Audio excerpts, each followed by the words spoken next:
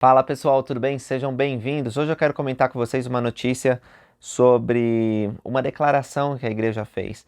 O que acontece aqui nos Estados Unidos está tendo um movimento de alguns parlamentares de instituir uma medida legislativa para regulamentar o casamento de pessoas ah, que, que são do mesmo sexo, ou enfim, que não são de sexo diferente, né? Da comunidade LGBTQ. E a igreja, aproveitando esse movimento que está bem forte, que provavelmente vai aprovar essa nova legislação, fez uma declaração. E essa é a declaração da igreja que eu vou traduzir com vocês aqui na hora. Por isso não é uma tradução oficial da igreja, tá? Eu vou deixar o link para que vocês possam conferir por si mesmos. A doutrina da Igreja de Jesus Cristo dos Santos Últimos Dias relacionada ao casamento entre homem e mulher, entre um homem e uma mulher, é bem conhecida e irá permanecer sem mudança, né? Nós somos gratos pelos esforços contínuos daqueles que trabalham pelo respeito com relação ao ato do casamento, que inclui as apropriadas proteções à liberdade religiosa, enquanto respeitamos a lei que preserva os direitos de nossos irmãos e irmãs LGBTQ. Acreditamos que essa abordagem é o caminho a seguir. À medida que trabalhamos juntos para preservar princípios e práticas da liberdade religiosa junto com os direitos dos indivíduos LGBTQ, muito pode ser feito para curar relacionamentos e promover uma maior compreensão. Pois bem, algumas pessoas, elas não entenderam a mensagem que está aqui, talvez porque não entendem o contexto do que está acontecendo nos Estados Unidos, mas eu vi alguns comentários como a igreja agora vai aceitar casamento de pessoas do mesmo sexo, ou coisa assim. Pessoal, não é assim.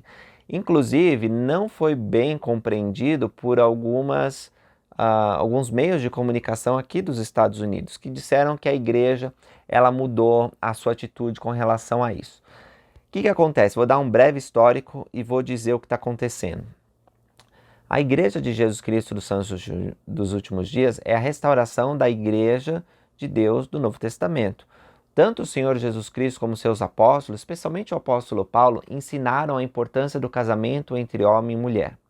O apóstolo Paulo, inclusive, foi bem enfático para afirmar que outras formas de relacionamento, como o relacionamento heterossexual fora do casamento, fazer um parênteses aqui, teve uma irmã que me mandou uma mensagem e disse: Lucas, o que você acha sobre sexo antes do casamento, né? Porque não está na Bíblia. Eu, nossa, como assim não está na Bíblia? Mandei referências para ela sobre isso. É porque na Bíblia a gente vê a palavra fornicação e às vezes a gente não entende bem o que é fornicação, mas a fornicação é a relação sexual sem estar legitimamente casado. É uma abominação, é um pecado grave, assim como o adultério. Quando você está casado, você atenta para uma pessoa que não é o seu companheiro ou a sua companheira eterna, então isso é adultério. O Salvador Jesus Cristo disse: se você atentar para uma mulher para cobiçar, já em seu coração cometeu adultério. Olha como é sério. Então, a lei da castidade é uma coisa muito importante, todas as escrituras, e a Bíblia, evidentemente, ensina sobre isso. Eu esclareci isso para essa irmã. Espero que ela tenha entendido. Então, a igreja não mudou seus padrões. A igreja não muda as doutrinas. Como é dito aqui, o casamento entre homem e mulher permanece inalterado, não pode ser mudado. Agora, as políticas de como aplicar determinados princípios, mandamentos, doutrinas, pode mudar. O presidente Russell Nelson, alguns anos atrás, ele teve aqui na BYU, não faz muito tempo não, eu assisti esse devocional aqui, presencialmente. Ele explicou essa diferença entre doutrina e normas da igreja, dando um exemplo. E ele deu um exemplo, inclusive, de outro tema que é polêmico e está relacionado a isso aqui. A igreja, em 2015, ela estabeleceu uma diretriz de que, talvez alguns de vocês se lembrem, os filhos de casais homossexuais não poderiam ser batizados na igreja até que alcançassem a idade de 18 anos. E olha só o que o presidente Nelson disse sobre isso. Embora a primeira presidência e o Quórum dos 12 Apóstolos não possam mudar as leis de Deus, podemos ajustar a política quando o Senhor nos orienta a fazê-lo, pois a restauração está em andamento, as mudanças de política provável e certamente continuarão. O presidente Nelson, então, ele falou dessa questão que eu trouxe para vocês, do LGBTQ e seus filhos, dizendo assim: considerem a política anunciada em novembro de 2015 relacionada à conveniência do batismo para filhos de pais LGBTQ. Nossa preocupação na época e o motivo de longas conversas e orações fervorosas durante um longo período de tempo foi encontrar uma maneira de reduzir o atrito entre pais gays ou lésbicas e seus filhos. Por causa do fato de os pais serem os principais exemplos para os filhos, os líderes não queriam colocar as crianças na posição de ter que escolher entre as crenças e os comportamentos que aprenderam em casa e o que eles aprenderam na igreja. O presidente Nelson continua: queríamos proporcionar harmonia no lar e evitar colocar os filhos e os pais um contra os outros.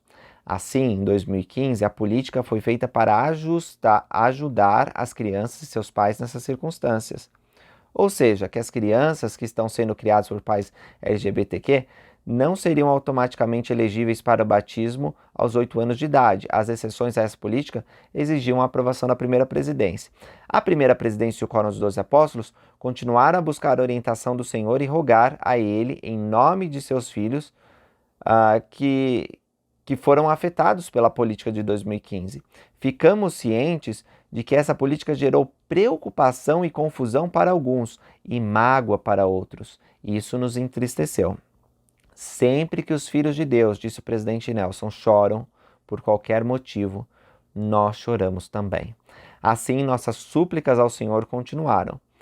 Aí, os líderes da igreja observaram que os pais LGBTQ que pediram permissão da primeira presidência para que seus filhos fossem batizados foram aceitos sem exceção. E eles perceberam que a súplica contínua e esses desafios que algumas famílias estavam enfrentando exigiam uma mudança novamente na norma. Como resultado de nossa súplica contínua, recentemente nos sentimos orientados a ajustar a política de tal forma que o batismo de filhos de pais LGBTQ possa ser autorizado pelos bispos sem aprovação da primeira presidência. Se os pais que têm a custódia solicitarem o batismo, entenderem que a criança será ensinada sobre os convênios sagrados a serem feitos no batismo. Também determinamos que os pais LGBTQ podem solicitar que um bebê receba um nome e uma bênção por um portador digno do sacerdócio de Melquisedeque. Finalmente, esclarecemos também que a imoralidade homossexual seria tratada aos olhos da igreja da mesma maneira que a imoralidade heterossexual. E aí o presidente Nelson conclui com isso aqui, ó. Embora possa não ter parecido assim para alguns, os ajustes nas políticas de 2015 e 2019 foram motivados pelo amor. Por sentirmos a profundidade do amor de Deus por seus filhos, nos preocupamos profundamente com cada filho de Deus, independentemente da idade, das circunstâncias pessoais, do gênero, da orientação sexual ou de outros desafios peculiares. E eu trouxe esse histórico para vocês para entender que as normas podem mudar. Vocês sabem, se vocês são membros mais antigos, que houve um tempo em que, se você era divorciada, você não podia servir em determinados locais dentro do templo. Agora já não tem essa regra. Mesmo os adultos solteiros que são divorciados, eles podem servir no templo. Houve uma mudança recente de jovens adultos e mais velhos, né, que são solteiros, poderem servir em cargos de liderança, como conselheiros da presidência de Estado, conselheiros de bispado, sumo conselheiro. Antes era raro encontrar adultos solteiros servindo nessas posições. Agora, então são mudanças na política, na forma de conduzir os negócios da igreja aqui, que não afetam a doutrina, que são baseados na doutrina, que os líderes procuram revelação, mas que vão mudando de tempo em tempo, que as circunstâncias mudam, há novas exigências, então a coisa muda. A igreja, em 1830, quando foi restaurada, tinha a doutrina divina, assim como nós temos hoje, mas os procedimentos eram diferentes. Quem está na igreja há alguns anos viu isso. As reuniões antes eram 3 horas, agora são 2 horas, foi introduzido o Vem Segue. Há várias coisas que vão mudando e vão continuar mudando, porque é uma igreja de revelação viva. Novas necessidades, novos desafios, os profetas vão nos orientando. Mas a doutrina, ela permanece a mesma. E a doutrina é a castidade. A castidade é manter-se puro, não pode ter relação sexual antes do casamento, e o casamento tem que ser entre homem e mulher. Isso a igreja não mudou. Quando a igreja fez essa declaração aqui, ela está falando que essa lei que vai regulamentar o casamento entre a comunidade LGBTQ, por que acontece? Que nos Estados Unidos, uma federação, cada estado pode ter uma legislação. E do momento, aí também eu tenho que explicar isso para vocês. Quando a Califórnia ela estava discutindo sobre a legitimidade do casamento de pessoas do mesmo sexo, a igreja foi contra. A igreja se manifesta quando envolve questões morais. Nem sempre, mas muitas vezes se manifesta. Aborto, casamento do mesmo sexo. E nesse sentido, ela ajudou na campanha para que essa lei não fosse aprovada. Mas quando a Suprema Corte dos Estados Unidos decidiu que o casamento entre pessoas do mesmo sexo poderia ser feito, ou seja, era constitucional, a igreja então ela parou de fazer esses esforços porque a Suprema Corte entendeu que civilmente você poderia casar com quem você quisesse, né? Isso, é claro, não força as igrejas a aceitar esse tipo de relacionamento, porque há liberdade religiosa. E aí, desde aquela decisão, os estados eles têm permitido ou têm se debatido e demorado mais um pouco para permitir essas coisas. E agora há uma legislação a nível federal sendo montada para solucionar essas dúvidas, esses problemas. E nessa legislação vai ser incluído um trecho que diz o seguinte, basicamente, né, resumindo para vocês. As igrejas não são obrigadas a realizar casamentos que vão contra a sua doutrina. Ou seja, a igreja ela apoia essa legislação porque defende a liberdade religiosa. Ela diz, aqui a nossa doutrina não permite que haja casamentos de pessoas do mesmo sexo, mas nós respeitamos vocês se quiserem casar no civil em outro lugar, né? Ou em uma igreja que aceite. Nós vamos respeitar isso. Veja, a igreja, portanto, sendo muito sábia, fez essa declaração dizendo que nossos irmãos e irmãs LGBTQ são bem-vindos na igreja. Eles podem adorar conosco, eles podem servir conosco de fato. Se você tem algum desafio com relação à sexualidade, você está entre irmãos e irmãs que provavelmente têm seus desafios. A pessoa pode ser heterossexual casada, mas às vezes tem problema com a pornografia, às vezes tem algum desafio sexual, emocional, né? Então, assim, todos nós nessa vida enfrentamos desafios e a gente não pode julgar um ao outro com relação a isso. O que nós temos que fazer é demonstrar amor. Agora, é verdade, ter a tentação ou impulso para fazer algo errado é diferente de fazer a coisa errada. O que é exigido é guardar os mandamentos de Deus. Então, espero que vocês tenham entendido isso, meus irmãos e irmãs. Não é que houve uma mudança na abordagem da igreja. Simplesmente a igreja está mostrando bom senso em equilibrar as duas coisas. Primeiro, defendendo a doutrina pura da lei da castidade, do casamento entre homem e mulher, mas ao mesmo tempo estendendo a mão para que nossos irmãos e irmãs que pensam diferente, que agem diferente, possam saber que são filhos de Deus e que podem vir adorar conosco na igreja, que vão ser exigidos guardar os mandamentos de Deus como nós também. A lei da castidade é para o hétero, para o homossexual, o mesmo jeito. Você pode até achar injusto que um homem e a mulher possam se casar e ter uma família, mas se você tem atração por pessoa do mesmo sexo, você não vai poder se casar na igreja e ter uma família eterna. Mas lembra, não fomos nós que estabelecemos a doutrina, foi Deus. Então, seu senso de justiça ou injustiça, você pode resolver com Deus. Você pode orar com Ele, Ele vai te esclarecer as coisas do reino dele.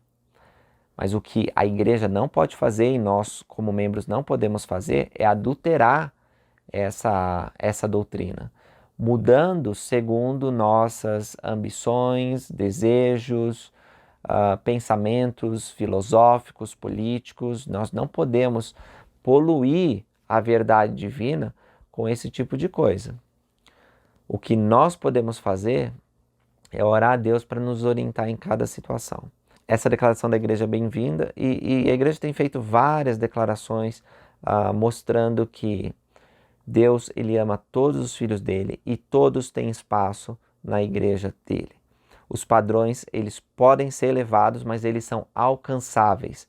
Nós podemos viver. Deus nunca dá um mandamento sem preparar um caminho para que nós possamos cumpri-lo. A graça dele é suficiente para fazermos isso. Nesse mundo onde alguns membros da igreja, eles têm deixado de ser fiel e têm publicado os seus pecados como Sodoma e Gomorra nos altos dos telhados da casa, né? Ou seja, usando a internet, nós podemos nos sentir sozinhos e sentir que esses padrões eles não são talvez tão importantes mais. Mas não se enganem, meus irmãos. Por mais que a voz do mundo, que multidões estejam dizendo que pecado não é mais pecado, o certo continua certo, o errado continua errado.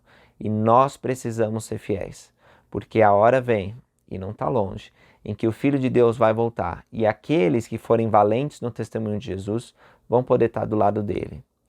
E aqueles que não foram valentes, né, preferiram ser ativistas, querendo mudar a doutrina da igreja, vão se arrepender profundamente. E a amargura deles e o lamento deles vai ser de ter lutado contra Sião, em vez de tentar edificá-la nesses últimos dias. Obrigado por assistirem esse vídeo. Espero mesmo que tenha esclarecido. Leia os links aí que está na referência para ter mais informação a respeito. Encontro vocês no próximo vídeo. Até mais.